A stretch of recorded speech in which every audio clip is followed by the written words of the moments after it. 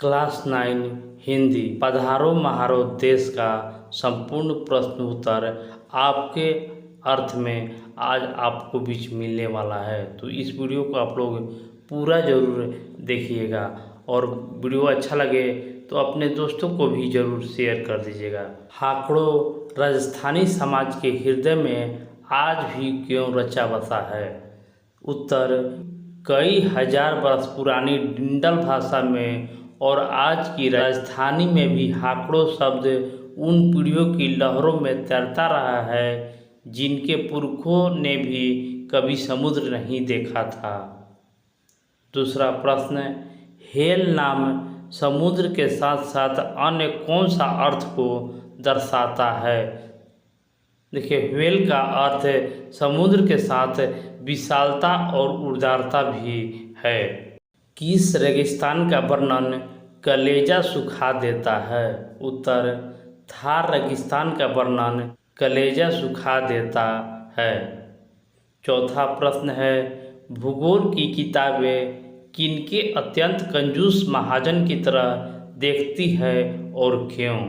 उत्तर, भूगोल की किताबें प्रकृति को वर्षा को यूं अत्यंत कंजूस महाजन की तरह देखती है और राज्य के पश्चिमी क्षेत्र को इन महाजन का सबसे दयनीय शिकार बताती है। राजस्थानी समाज ने प्रकृति से मिलने वाले इतने कम पानी का रोना क्यों नहीं रोया? उत्तर, वातावरण की असमानता के बावजूद भी राजस्थानी समाज के प्रकृति से मिलने वाली इतने कम पानी के लिए रोना नहीं रोया, अपितु इसके एक चुनौती के रूप में स्वीकार किया और ऊपर से नीचे तक कुछ इस से खड़ा किया कि पानी का स्वभाव समाज के स्वभाव से बहुत सरल ढंग से बहने लगा। छठा प्रश्न है, यह राजस्थान के मन की उदारता ही है कि विशाल मरुभूमि में रहते हुए भी उसके कंठ से समुद्र इतने नाम मिलते हैं? इस कथन का क्या अभिप्राय है?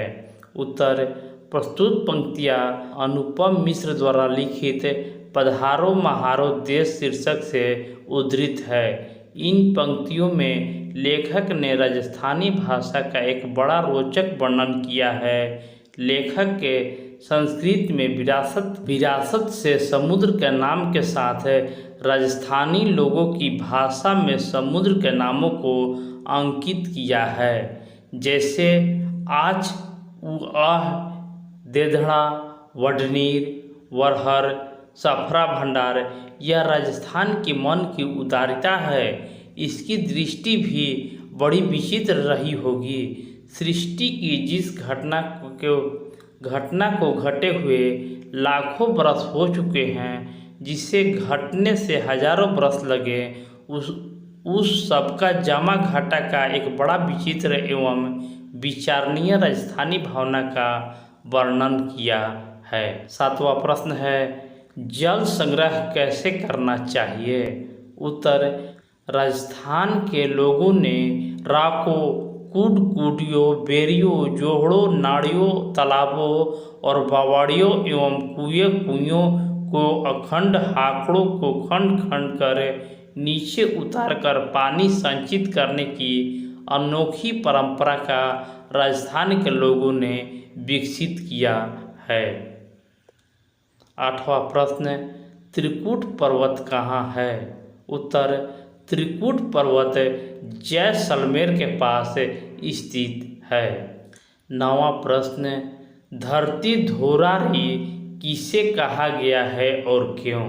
उत्तर, राजस्थान के पुराने इतिहास में मरुभूमि या अन्य क्षेत्रों को भी वर्णन सूखे, उजड़े एवं एक अभिशप्त क्षेत्र की तरह नहीं मिलता। रेगिस्तान के लिए आज प्रचलित धार शब्द भी ज़्यादा नहीं दिखता।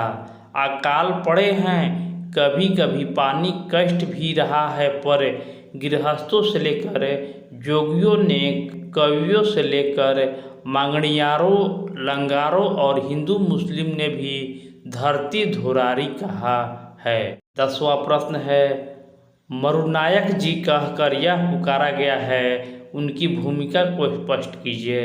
उत्तर, मरुनायक जी श्री कृष्ण को कहा गया है। मरुनायक जी का वरदान और फिर समाज के नायकों के बोझ समर्थ का एक अनोखा संयोग हुआ। इस संयोग के बाल बूते अजोते यानी हरेक यानी अपनाई जा सकने वाली सरल सुंदर रीति को जन्म मिला है। 11वां प्रश्न है, राजस्थान में वर्षा का स्वरूप क्या है? उत्तर, औसत बताने वाला आंकड़ा यहाँ का कोई ठीक चित्र नहीं देते। राज्य में एक छोर से दूसरी छोर तक कभी कभी एक सी वर्षा नहीं होती। कहीं यह 100 सेंटीमीटर से अधिक तो कहीं 25 सेंटीमीटर से कम वर्षा होती है। 12वां प्रश्न है, रीति के लिए राजस्थान में बोझ शब्द कहा गया है, यह क्या क्या अर्थ रखता है? उत्तर, बोझ शब्द का अर्थ है रचना, युक्ति और उपाय, साथ ही समर्थ, विवेक और विनम्रता के लिए भी इस शब्द का उपयोग होता रहा है। 13वां प्रश्न है, लेखक ने जसढोल शब्द का किस अर्थ में प्रयोग किया है और क्यों? उत्तर, जसढोल शब्द का अर्थ है प्रशंसा करना। राजस्थान ने वर्षा के जल का संग्रह करने का अनोखी परंपरा को विकसित किया है और उसको जस का कभी ढोल नहीं बजाया। 14वां प्रश्न, इस फीचर को पढ़कर आपको क्या शिक्षा मिली? आप इसका उपयोग कैसे करेंगे? उत्तर, इस फीचर को पढ़ने के बाद राजस्थान की समस्या से अवगत होते हुए उनके निदान के लिए वहाँ के लोगों द्वारा किए गए उपाय से हमें शिक्षा मिलती है कि हम पर्यावरण की रक्षा में आने वाले दिक्कतों की सख्ती से उन्मूलन करें, वैज्ञानिक तरीकों या अपनी पुरानी परंपरा से सबक लें। 15वां प्रश्न, लेखक क्यों पधारो महारे देश कहते हैं? उत्तर, देश पानी के मामले में बहुत ऊंचा गाने लगे, सूखा माने गए। इस हिस्से में राजस्थान में मरुभूमि में फली फूली जल संघ का भव्य परंपरा का विकास हो, इसलिए लेखक पधारो महारे देश कहा है। तो इस वीडियो को ज़्यादा से ज़्यादा लाइक, शेयर और चैनल को सब्सक्राइब करते रहिएगा। इसी तरह के और भी आपको वीडियो मिलते रहेंगे।